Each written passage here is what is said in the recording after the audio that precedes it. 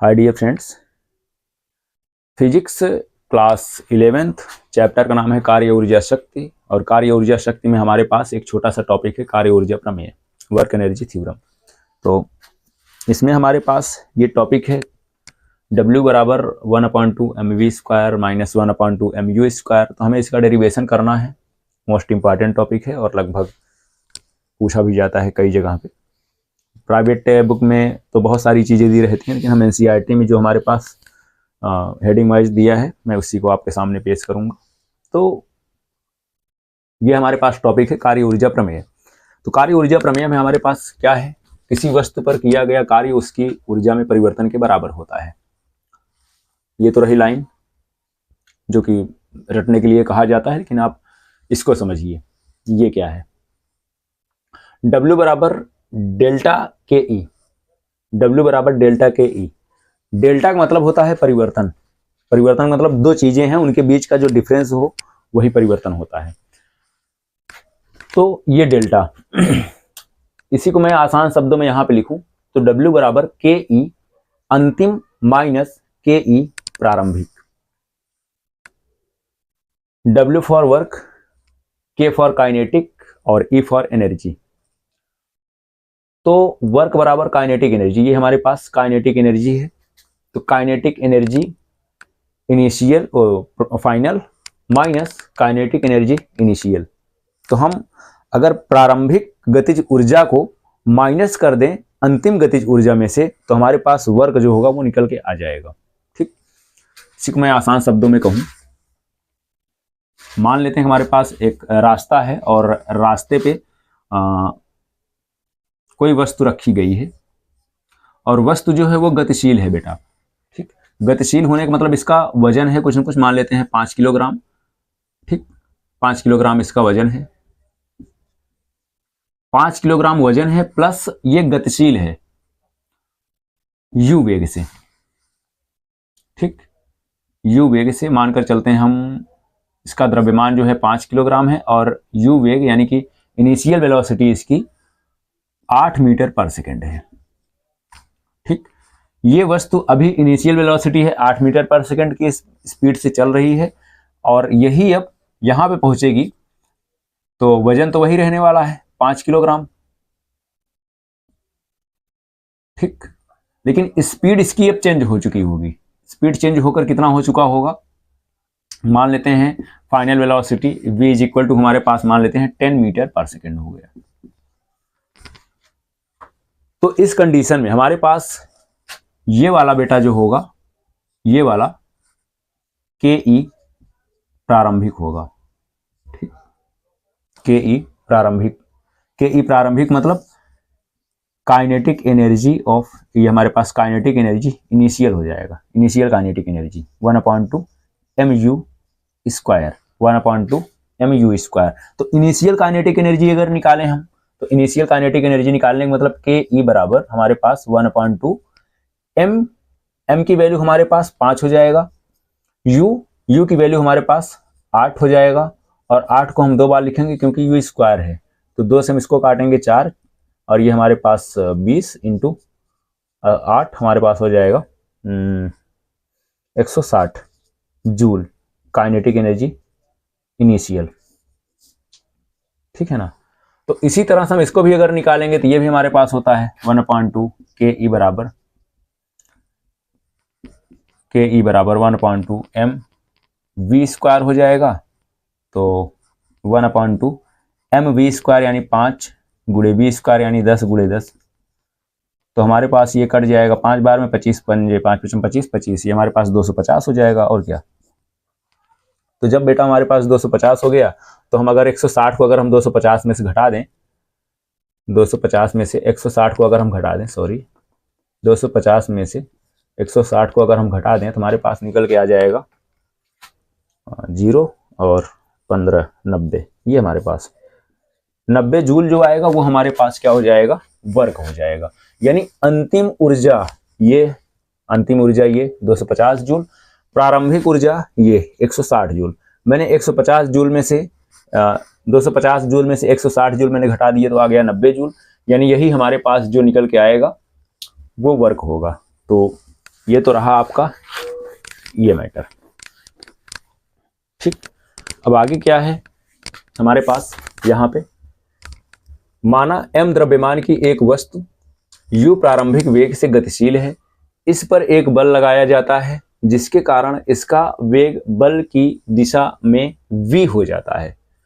देखो, माना एक द्रव्यमान m है, माना द्रव्यमान m की एक वस्तु जो u वेग से प्रारंभिक वेग से गतिशील है, इस पर एक बल लगाया जाता है जिसके कारण इसका वेग बल की दिशा में v हो जाता है। तो ये तो बेटा सिद्ध करना है और ये आपको लिखना है। एक लैंग्वेज है, हम डेरिवेशन जब भी कोई करते हैं तो उसके लिए हमें कुछ न कुछ स्टेटमेंट लिखनी होती है, हमने क्या किसको क्या माना है। ठीक ना, हम यहाँ पे प्रारंभिक वेग को u माने हैं और अंतिम वेग को v माने हैं और द्रव्यमान को हम m माने हैं। ठीक, तो initial velocity is equal to u, final velocity is equal to v और मास हमारे पास हो जाएगा m। अब देखो हमारे पास इसके लिए क्या होता है, दो मेथड होते हैं। W बराबर 1/2 mv square minus 1/2 mu square, इसको हम डिराइव्ड करने के लिए हमारे पास दो मेथड होते हैं। एक होता है कलन विधि और एक होता है हमारे पास एनालिटिकल मेथड। एक होता है डिफरेंशिएशन मेथड, एक होता है हमारे पास एनालिटिकल मेथड। तो हमारे पास जो एनालिटिकल मेथड है यानी काल्पनिक विधि हम बोल सकते हैं, तो ये विधि जो होती है ये बस सिंपल वे में हम चलते हुए इस फार्मूले तक पहुंच जाते हैं। कलन विधि जो होती है थोड़ी सी टफ होती है, उसमें हमें 12th लेवल की चीज़ें ज़्यादा बेहतर तरीके से मैथ का टॉपिक टूल्स हम यूज करते हैं, तो उसके लिए थोड़ा सा कठिन होगा, लेकिन हमें नहीं लगता वो ज़्यादा कठिन होगा, वो भी समझ में आ जाएगा। ठीक, तो हम पहला मेथड यहाँ पे देखते हैं। फर्स्ट मेथड हमारे पास कलन विधि से अगर क्या बोलते हैं एनालिटिकल मेथड से अगर हम करेंगे तो हमारे पास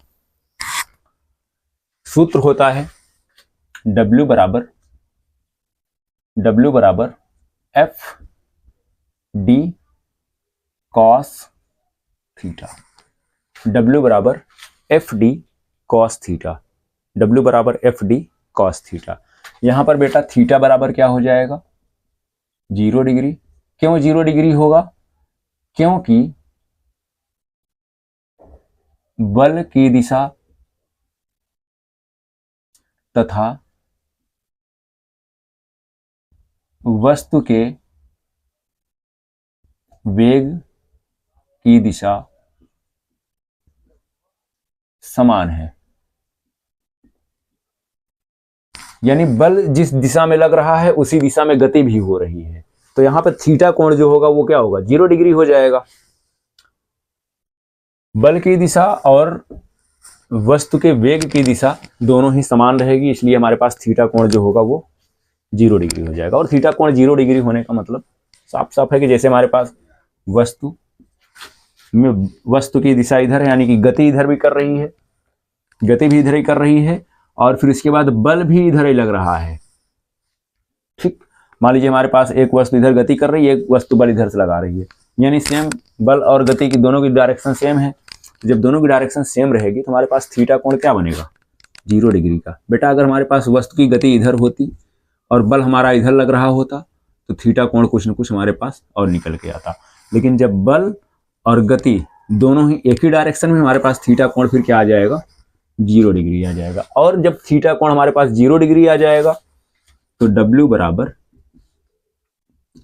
एफ डी कॉस 0 डिग्री, और कॉस 0 डिग्री की वैल्यू होती है 1, और कॉस 0 डिग्री की वैल्यू होती है 1, तो हमारे पास हो जाएगा W बराबर एफ डी, W बराबर एफ डी। अब बेटा हमारे पास F बराबर क्या होता है mass into acceleration, mass into acceleration.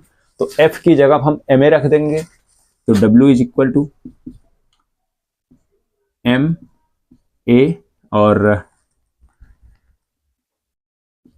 Into D, ये हो जाएगा ma इंटू डी। अब क्या करेंगे हम, इसको हम इक्वेशन नंबर फर्स्ट बोल देंगे, बस और कुछ नहीं करना। ठीक, इक्वेशन नंबर फर्स्ट। अब हमें क्या करना है, गति के तीसरे समीकरण से, गति के तीसरे समीकरण से, गति के जो तीसरा समीकरण होता है हमारे पास, गति का तीसरा समीकरण होता है हमारे पास 2as इज इक्वल टू हमारे पास 2as इज इक्वल टू हमारे पास हो जाता है v square minus you square. तो बेटा हम यहाँ पे s इज इक्वल टू ले लेंगे d, क्योंकि हमारे पास होता है ना बल बराबर द्रव्यमान गुणे कार्य बराबर बल गुणे विस्थापन, कार्य बराबर बल गुणे विस्थापन होता है, कार्य बराबर बल गुणे विस्थापन। बल को तो हम F से रिप्रेजेंट करते हैं, लेकिन विस्थापन जो होता है उसको S से डिनोट करते हैं। लेकिन हम सूत्र में ऑलरेडी क्या मान चुके हैं, D, और D सही भी है। और भी हमारे पास क्वेश्चन जब आएंगे तो वो D की फॉर्म में लिखे रहेंगे, किताब में भी हमारे पास D ही लिखा रहता है, D फॉर डिस्प्लेसमेंट, कहीं कहीं D फॉर डिस्प्लेसमेंट ले लिया जाता है और कहीं कहीं S फॉर डिस्प्लेसमेंट कर दिया जाता है। तो S फॉर डिस्प्लेसमेंट करने का रीजन क्या है, उसमें S का मतलब होता है स्पेसियम, स्पेसियम का मतलब होता है space, difference between two position, initial position and final position is called displacement. तो हमारे पास जब दो बिंदुएं होती हैं उनके बीच के अंतिम जो हमारे पास डिफरेंस होता है उसी को हम डिस्प्लेसमेंट कहते हैं, ठीक है ना।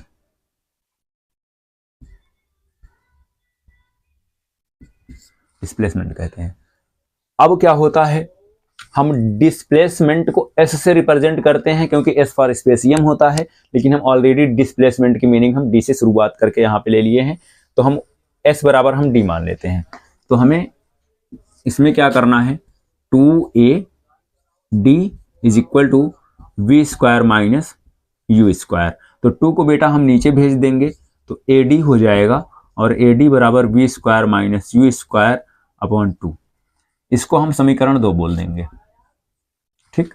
तो समीकरण 2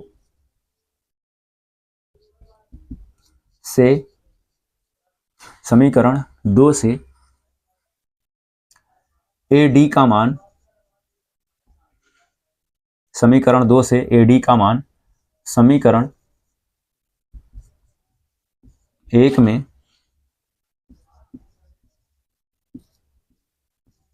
रखने पर, समीकरण 2 से AD का मान, देखो बेटा समीकरण 2 में क्या है, AD है, और समीकरण 1 में भी क्या है, AD है। तो यानी इस वाले AD की जगह पे मैं इस वाले AD की वैल्यू पुट कर दूंगा, ये AD है, ये AD है, तो मैं इस AD की जगह पे ये वाले AD की वैल्यू ये मैं पुट कर दूंगा। तो W इज इक्वल टू हमारे पास होता है M, AD है, AD की जगह पे ये वाली वैल्यू रख देंगे, तो ब्रैकेट में V square minus U square upon 2 ये हो जाएगा। अब जब बेटा ये हो गया तो हम क्या कर सकते हैं, W is equal to M, और इसको मैं सेपरेट करके लिख दूंगा V square upon 2 minus U square upon 2। तो हम W इज इक्वल टू हम इसको लिख सकते हैं, इसमें मल्टीप्लाई इसमें मल्टीप्लाई, तो M V square by 2 minus M U square by 2। तो W इज इक्वल टू हमारे पास क्या हो जाएगा, 1/2, यहाँ पे कुछ नहीं है तो 1 और 1/2 कर देंगे हम, 1/2 M V square minus 1/2 M U square. तो हमारे पास ये निकल के आ जाएगा W इज इक्वल टू, ये हमारा ये मेथड रहा, इस मेथड से मैंने इस फॉर्मूले का डेरिवेशन किया, ठीक। अब क्या करेंगे हम, सेकेंड मेथड हमारे पास क्या है, कलन विधि। कलन विधि हमारे पास ये होता है,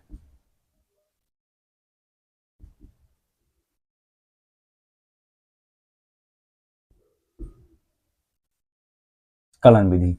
जब कलन विधि से हम करते हैं तो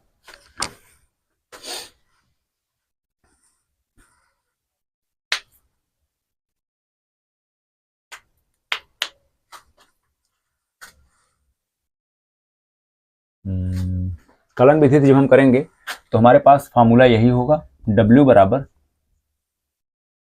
F D cos थीटा, ठीक, F D cos theta, W बराबर F D cos थीटा। अब बेटा हम क्या करेंगे, W बराबर एफ डी कॉस थीटा जब हम रखेंगे यहाँ पे, तो हमारे पास क्या हो जाएगा, जब कलन विधि यूज करेंगे तो इसको हम क्या कर सकते हैं, डी डब्ल्यू, एक मिनट, समाकलन D W is equal to समाकलन F D X cos theta, समाकलन F D X cos theta. अच्छा, हम यहाँ पे बेटा अगर लिमिट लगाना चाहें तो हम लिमिट लगा सकते हैं। लिमिट क्या लगाएंगे, छोड़ो जाने दो, लिमिट नहीं लगाएंगे हम यहाँ पे, बस केवल इसको हम W के इक्वल कर देते हैं।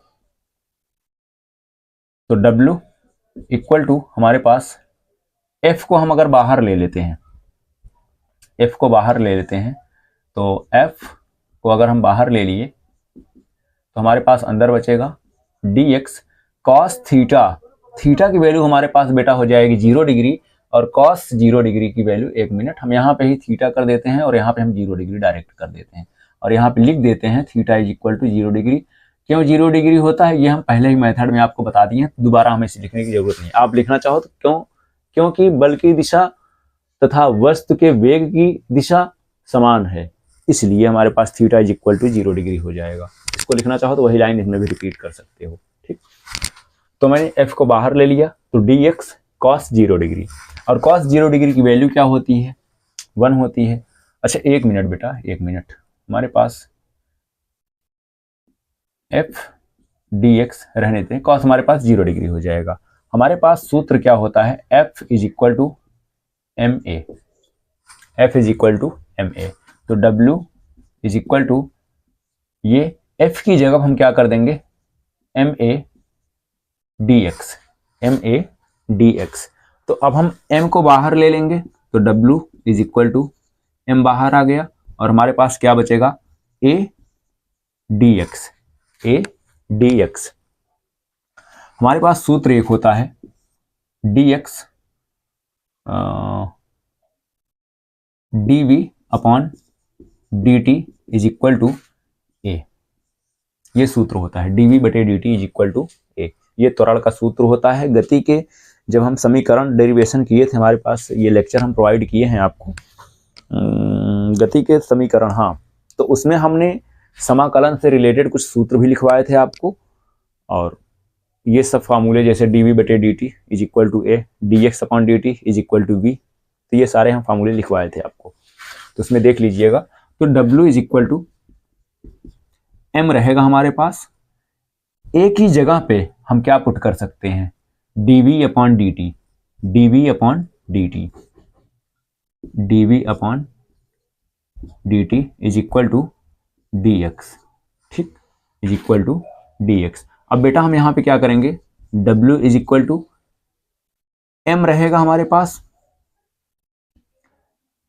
और dv को हम अलग करके, dv को अलग कर दिए हम, और इसके साथ dx को रख करके dt के नीचे, dx को यहाँ पे, dv यहाँ पे, कोई बात नहीं, मल्टीप्लाई हो रहा है, बात एक ही हुई, तो dv यहाँ पे कर दिए हम। अब हमारे पास एक सूत्र और होता है dx upon dt, dx upon dt is equal to होता है v, dx upon dt is equal to होता है v, और फिर w is equal to m, और ये हमारे पास हो जाएगा dx अपॉन dt को हम क्या कर सकते हैं, v dv, ये हमारे पास हो जाएगा। तो w is equal to m रहेगा हमारे पास, dv को अगर हम पुट करना चाहें तो यहाँ पे इसकी लिमिट हम लगाएंगे बेटा।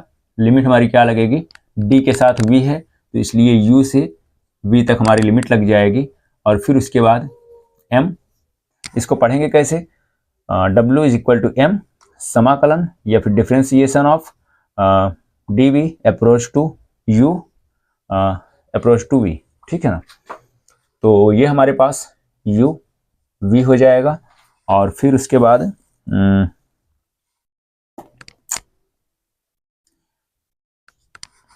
ये हमारे पास हट जाएगा। सूत्र हमारे पास ये होता है A B, A approach to B. अगर हमारे पास एक्स डी एक्स है तो हमारे पास ये हो जाता है एक्स स्क्वायर अपॉन 2, और ये हमारे पास अपर लिमिट लोअर लिमिट ये हमारे पास हो जाता है। तो वही हमारे पास ये सूत्र जो होता है वही हम यहाँ पे पुट करेंगे। तो V square by 2 upon U से वी तक, अपर लिमिट लोअर लिमिट। तो W is equal to M, V की जगह पे एक बार वी रखेंगे,